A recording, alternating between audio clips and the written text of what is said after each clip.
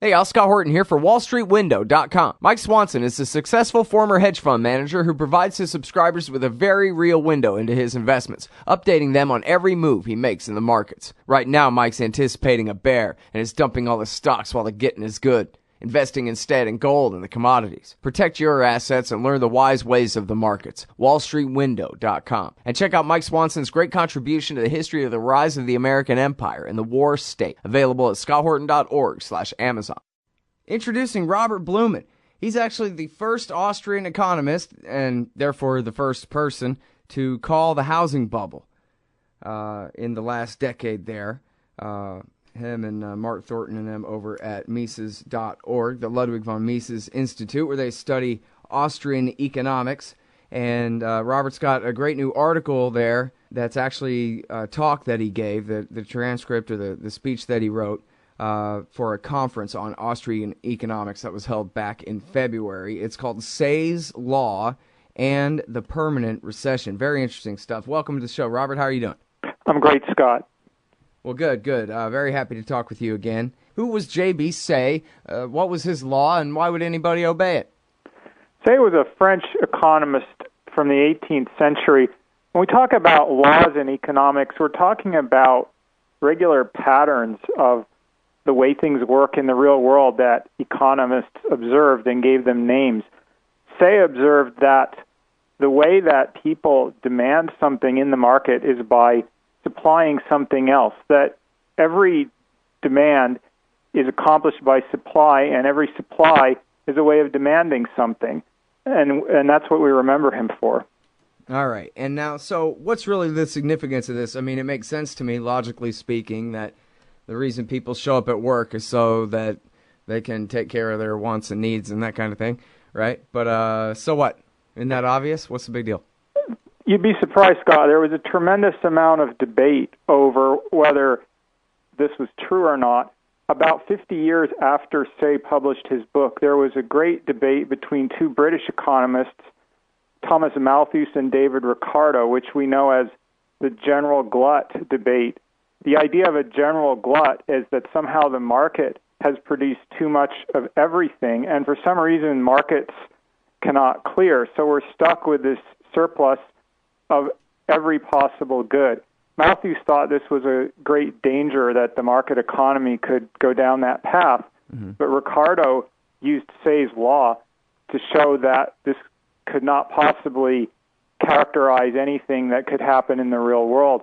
Ricardo pointed out that there cannot be a glut of everything in general, because everything in general that's demanded and everything in general that's supplied are the same thing. So macroeconomically, there is a balance between supply and demand. And this, again, has proved to be very significant because of the rise of Keynes and Keynesian economics, which is based on the same old argument that Ricardo destroyed back in the 1800s. All right, now, well, I guess if it was Say versus Ricardo, then that would have been before Karl Marx, but I've read some Karl Marx where he says, just look at these idiotic capitalists and their idiotic free market system where they produce so much of something that we right now have warehouses full of finished goods and lines full of unemployed and hungry people, and because these capitalists, they can't see far enough ahead, they overproduce everything they have for short-term profit, that they end up driving their own prices down through the floor and driving themselves right out of business. So, and they do it in these big cycles, and I think that's why we need a communist state to prevent that kind of thing. Scott, you've heard the term the dismal science to describe the field of economics. The original meaning of that was, I think it was from Malthus, and he thought we would all get poorer and poorer over time. And I think economics is a dismal science because the same bad ideas keep getting revived, no matter how many times they've been debunked. Right. This type of theory, they're either called overproduction or underconsumption theories, which are two different angles on the same thing. Both of them are saying that supply and demand at an aggregate level can get out of balance. If you think that the purchasing power of labor as a whole cannot keep up with production, then you would call it underconsumption. If you're seeing it more from the goods side of too many goods getting produced and not enough buying power, then that would be more of an overproduction angle on it. Marx is one example, Malthus, Keynes. It's all the same idea, and it's all wrong because of Say's law. All right, well, so does that make you a Chicago school supply side monetarist, like a Reaganite kind of a thing then? If you say that what we don't need is to stimulate demand, that's not the problem, that there's a lack of demand. The problem is a lack of production, right? That makes you a supply sider, doesn't it, Robert? I first started hearing the word supply side back in the 80s, around the time that Reagan ran for president. I think what they were trying to do with that term, it was a really small group of people, and I don't know you could even call them a school because there were only ever a few. There was Laffer, Wininski, and Gilder are the names I remember, and they were trying to call attention to this exact issue, that economics through Keynes have been taken over by the underconsumptionists. Keynesian economics is based on the idea that demand can be a problem, that the economy can get stuck in a place where there's not enough demand, not enough purchasing power, and the government has to come in and create phony demand through stimulus or other Keynesian measures to bring supply and demand back into balance. But according to Say's law, demand comes about through producing things and supplying them to market. So the real problem is not how do we generate fake demand to get people spending again. It's how do we get people producing again. The problem during a recession is there are people who are not producing. And I think the label supply side, they were intending to call attention to exactly that point, which I agree with them. Right. Well, but now, so what we do have, though, I don't know, I guess you say this is not a general glut. This is something else when we have this so-called cluster of errors, the unsustainable boom theory, right? The Austrian theory of the so-called business cycle. That says that you get a whole lot of people overproducing at least something, houses or derivatives of housing mortgages, things like that, no? Yes, everybody who observes economic life would acknowledge that there are such things as we call recessions or depressions. Keynes, in his book, started out with a critique of Say's law. Keynes said the problem with Say's law and the thinkers of that era is it only works when you're not in a recession. If you have any idle capacity, unemployment, then Say's law is no longer true. And Keynes said, I've found a loophole or a hole in the reasoning of classical economists. They failed to consider this case. But that's complete nonsense. There's an excellent book by Australian economist Stephen Cates about Say's law. He goes through the writing of the economists of that era, and he shows that they were absolutely aware of such thing as recession and depressions. Now, as I've been saying, we cannot explain recessions or depressions by a general underconsumption or general overproduction. The classical economists and the Austrian economists all offer a different type of theory for recessions, which is the wrong mix of goods and services got produced. You had too much of some things and not enough of other things. And the things you had too much of, those particular things maybe cannot be sold at a price which will cover the cost of producing them. So you get some producers, the ones who produce the wrong things, well, they may take a loss and they may have to lay off their workers, and that is what we see happening during a recession. It's particular problems of proportionality of some things and other things, and not a general problem of demand in general or supply in general. Mm-hmm.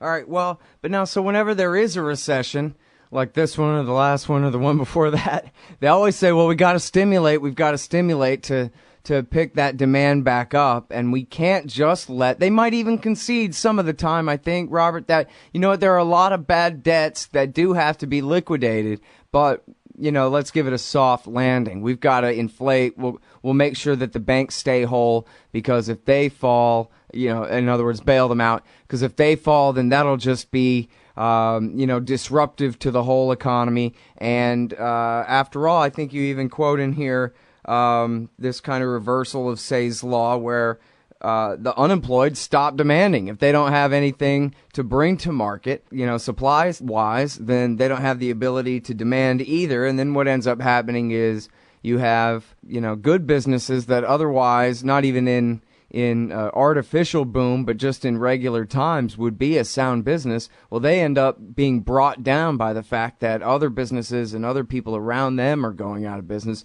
I learned about this in junior college for why we needed the New Deal so bad was because we were in a deflationary spiral where everybody in town is going bankrupt. And the more bankrupt everybody goes, the less ability anybody has to get back to work again. And so at this point, thank God the Democrats came and stopped those prices from falling any lower.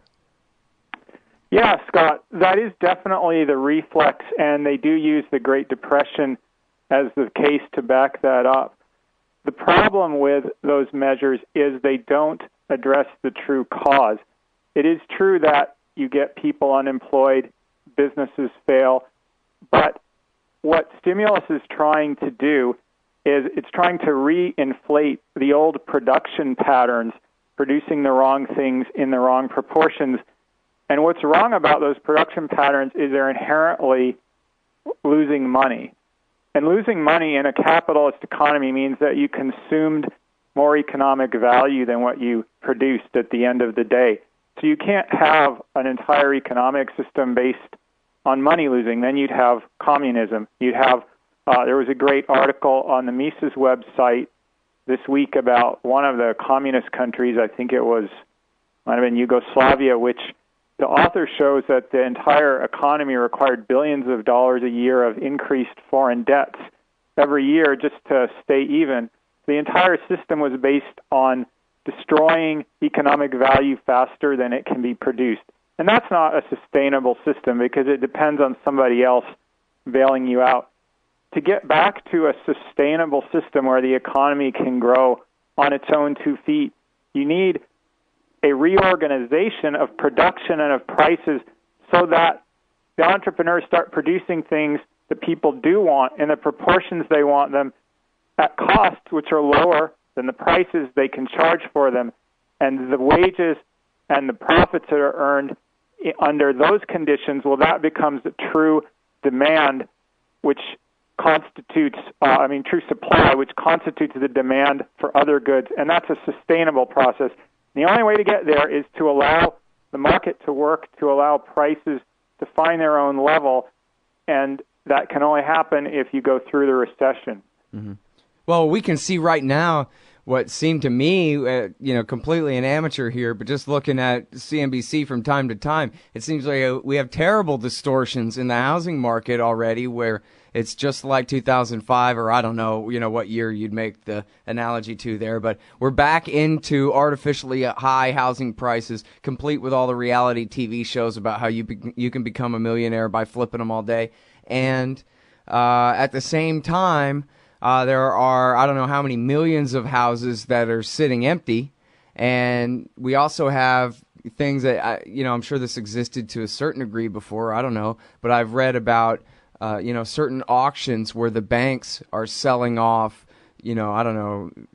high numbers of properties that they foreclosed on to only the largest corporations are invited to the auction to invest. And you end up having these new banks and new holding companies that now own thousands or tens of thousands of rental houses that they buy very cheap after they're foreclosed on. The families are kicked out of them.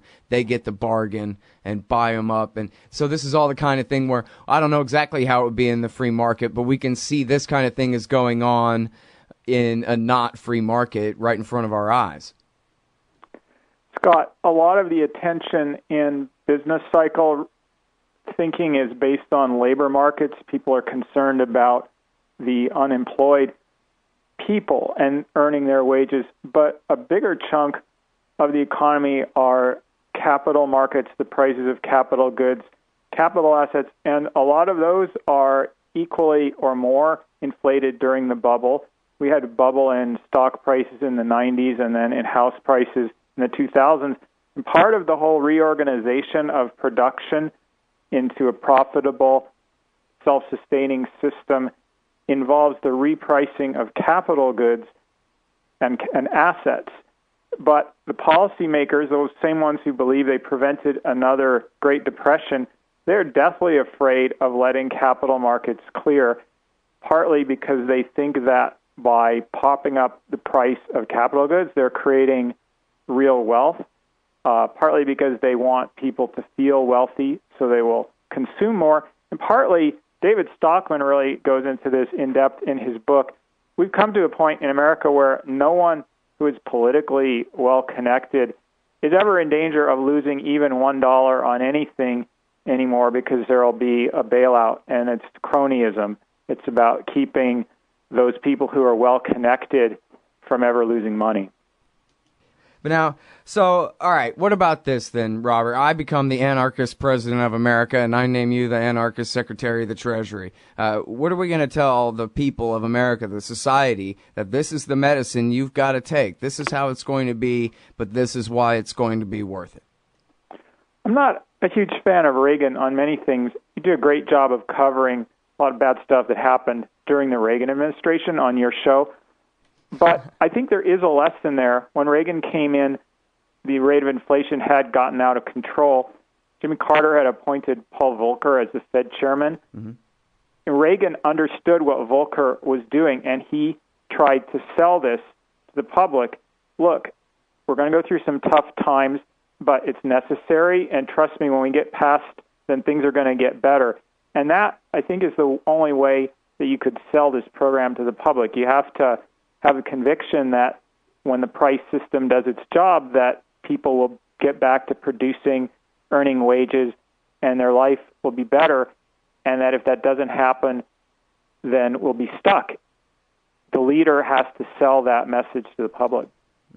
And so then that means then food stamps and unemployment insurance and this and that kind of thing. You got to be able to recognize both sides of the argument that, you know, people desperately need their unemployment when they're laid off and they've got a family and medical bills and groceries and price inflation at the grocery store and fuel and God knows what. And yet also, yeah, I mean, you are paying them to stay unemployed in a sense too, and that's a perverse incentive and whatever, right? So what about that? What about the weak? Because we're talking about people here. And by the way, I was reminded of this too. Maybe you can mention this if you want.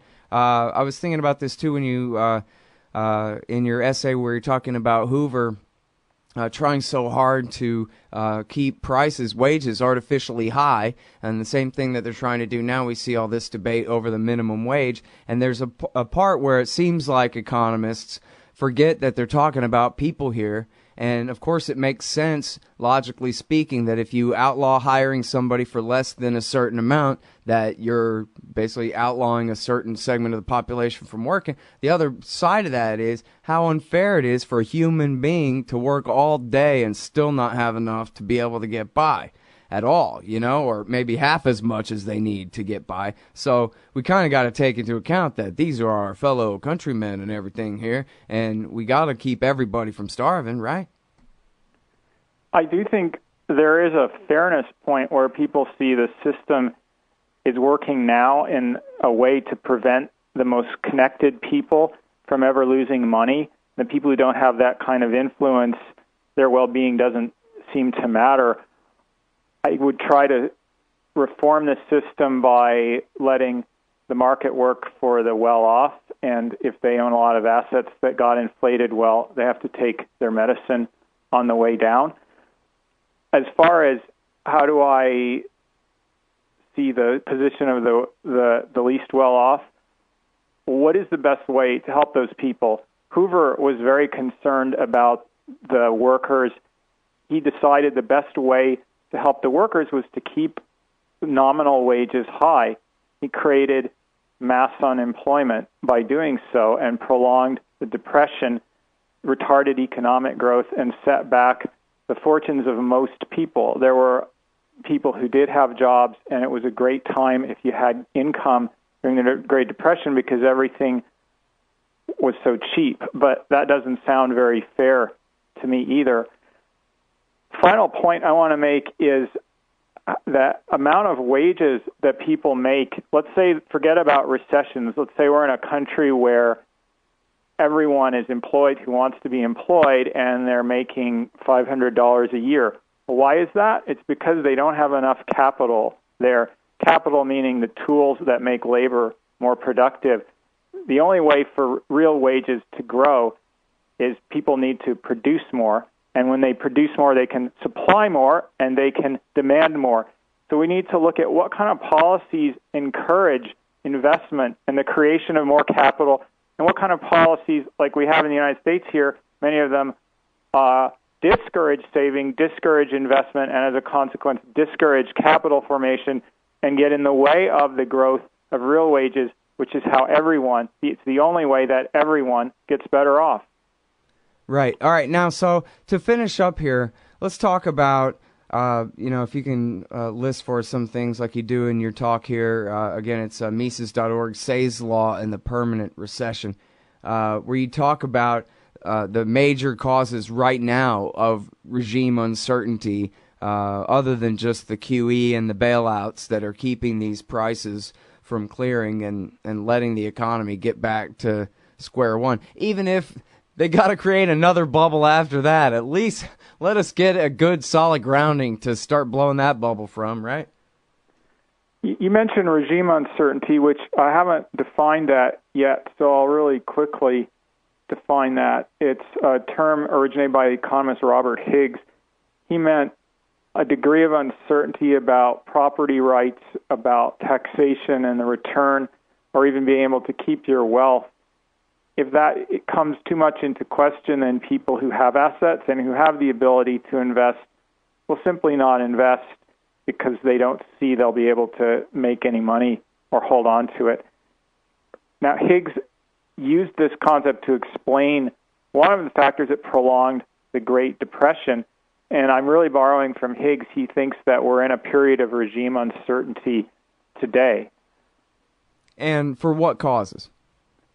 It's not just one thing. It's the accumulation of regulatory and tax burden, price floors preventing capital markets from clearing, housing price floors preventing the housing market from clearing, Fannie and Freddie being nationalized, Obamacare, which besides the taxation aspects, you remember Nancy Pelosi's statement that we have to pass the bill to find out what's in it? Yeah. Now we're finding out what's in it. Every week I read another article about an obscure provision of Obamacare that is going to have huge implications on how medical care is financed and funded. And what's made me realize is if I read one of those a week, we don't know how many of them there are. Obamacare is creating huge uncertainty in labor markets, makes it difficult for employers to understand what the incentives are, and in many cases they're choosing not to hire because they want the smoke to clear and the dust to settle on Obamacare. Right, and I mean, even to this day, they keep announcing executive orders changing individual parts of the law, so you don't even know day to day whether this or that page or paragraph is even going to last until next week. Absolutely, Scott. And one more thing I'll throw in. I know. Well, I mean, in fact, as far as I can tell, they've now taken back the rule that says that my old policy is canceled and I got to get a new one. Well, I already got a new one and I like the old one better. Thanks for nothing for now changing it back after it's too late. I mean, the whole thing is ridiculous. If that's my experience, imagine you're some giant multinational corporation got to deal with this crap. If you went through that process of getting one policy and another policy, and you want your old one back, well, now you're worse off, and you probably spent a lot of time and maybe some money, got into a higher rate. That is all wasteful, and that type of waste is one thing that's making it much more difficult for employers to operate efficiently. It really requires a degree of stability in order for people to foresee the future. When you're talking about making a long-term investment, and some large corporations have products that can take $100 million or $1 billion to bring to market and can require years and many more years beyond that to see a return on it, they need some confidence that they can make plans and then execute them, that the rules won't change, the ground won't shift under their feet after they're $500 million into a big project. If that's not there, then it's going to change their thinking about investing. As I was saying a few minutes ago, it's the investment process which creates capital, which supports real wages. There's nothing that says that even the amount of capital we have now will be there tomorrow. Capital is something that wears out, gets used up, goes out of style. And if nothing were done, we would consume capital every year and real wages would fall year after year. It requires a minimum level of investment just to stay even. During the Depression, as Higgs points out, capital investment fell, capital stock eroded, and that was another contributor to wages falling. So we need to think about how are we going to get wages up, and if you mess with investment too much, then you're messing with wages.